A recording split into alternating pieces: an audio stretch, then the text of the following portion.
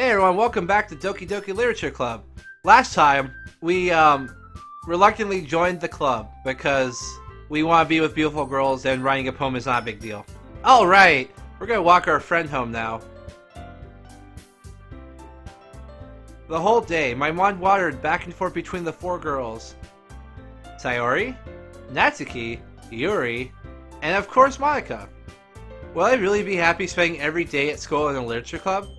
Perhaps I have the chance to grow closer to one of these girls. Alright, I just need to make the most out of my circumstances, and I'm sure good fortune will find me. And I guess it starts with writing a poem tonight. Oh god, do I have to write a poem?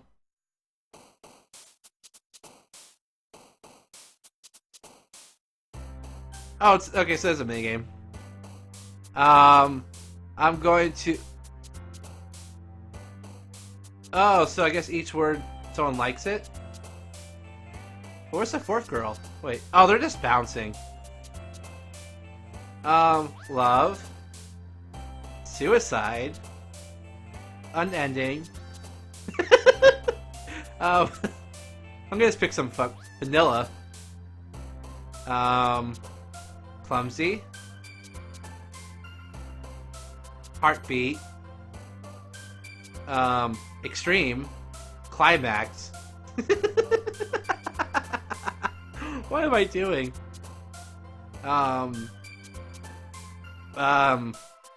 Defeat. Lipstick. This is gonna be such a terrible poem. Milk. Pain. Judgment. Cage. Sensation. Determination. Melancholy. Tragedy. Uncanny. And basket. Or blank. Oh, I thought it was basket. That would be funnier. Unrestrained. Oh god, let's see what I wrote. Hi again, Cyclone-chan. Glad to see you didn't run away on us. Ha ha ha! Nah, don't worry. It might be a little strange for me, but at least I can keep my word. Well, I'm back at the literature club. I was the last to come in, so everyone else was already hanging out. Thanks for keeping your promise, Cyclone-chan. I hope it's not too overwhelming of a commitment to you. Make you dive headfirst into a literature when you're not accustomed to it. Oh, come on! Like he deserves any slack! Sayori told me you didn't even want to join any clubs this year! And last year, too! I don't know if you just plan to come here to hang out or what! But if you don't take it seriously, you won't see the end of it! Natsuki, you certainly have a big mouth for someone who keeps her manga collection in the classroom.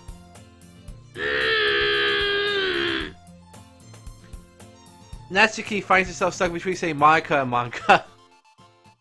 Manga is literature! So he's defeated, Natsuki plops back into her seat. Don't worry, guys. Cyclone always gives his best as long as he's having fun. He helps me with his busy work without even asking.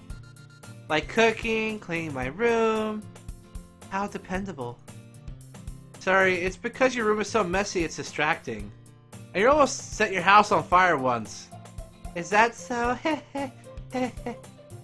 You two are really good friends, aren't you? I might be a little jealous. How come? You and Cyclone can be good friends too. Sayori. Ugh. As usually, Sayori seems oblivious to the weird situation he keeps putting me into. Oh, Yuri even brought you something today, you know? Wait, Sayori. Me? Not really. Don't be shy. It's really nothing. What is it? Never mind. Sayori makes it sound like it's a big deal when it's really not.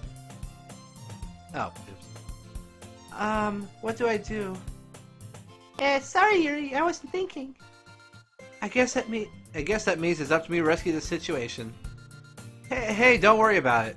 First of all, I wasn't expecting anything in the first place. So any nice gestures from you is a pleasant surprise. If it makes me happy, no matter what. Is that so? And she pulls out like the most disgusting dildo in the world. Yeah, I won't make a big deal of it if you don't want it to be. Alright. Well, here. Yuri reaches out of her bag and pulls out a book. I didn't want you to feel left out, so I picked a book that I thought you might enjoy. It's a short read, so it should keep your attention, even if you don't usually read. And we could, you know, Doki Doki, discuss it if you wanted. This is... How's this girl accidentally being so cute? She even picked out a book she thinks I like, despite me not reading much. Yuri, thank you, I'll definitely read this. I enthusiastically take the book.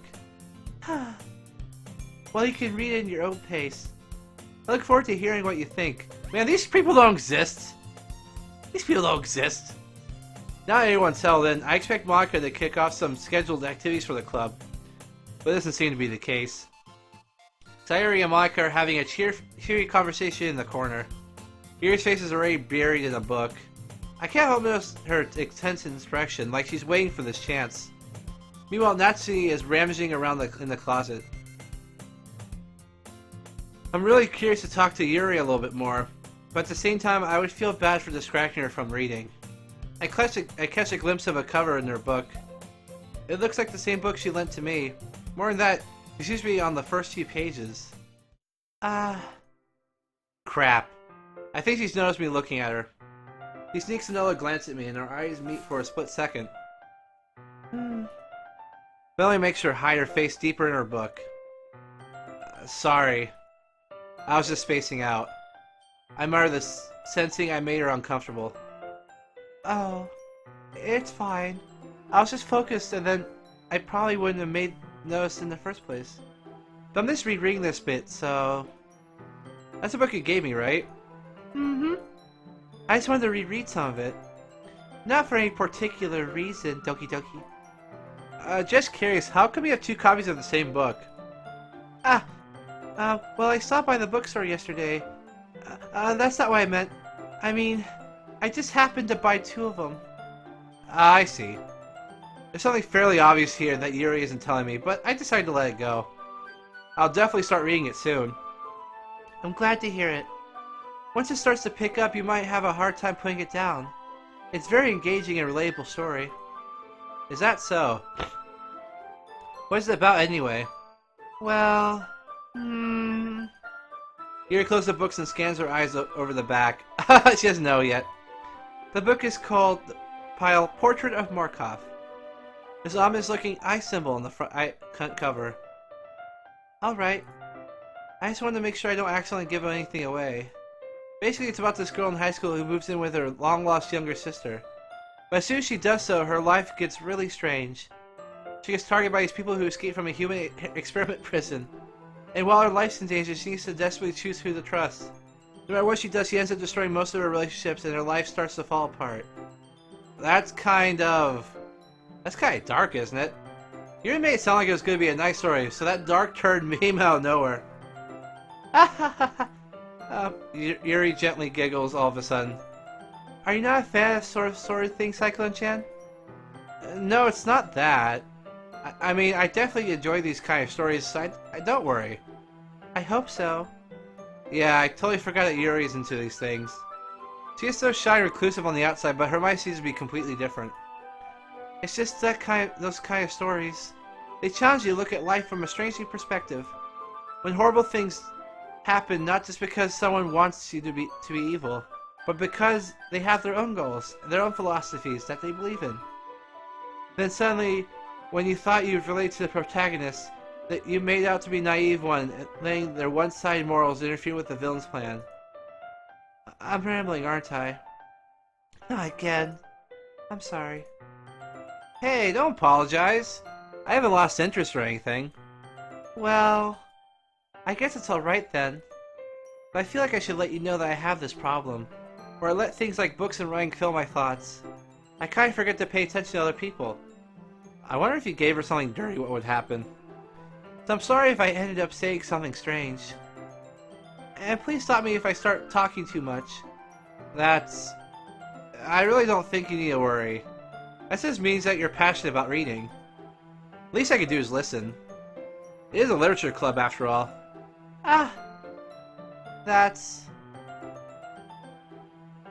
Well, that's true. In fact, I might as well get started reading, right? You don't have to. What are you saying? Just a moment ago, you said you were looking forward to it. Let me just get the book. I quickly retrieved the book that I had put into my bag. Alright, it's fine if I stay here, right? I slip into the seat next to Yuri's. Yeah. Are you sure? You seem a little apprehensive.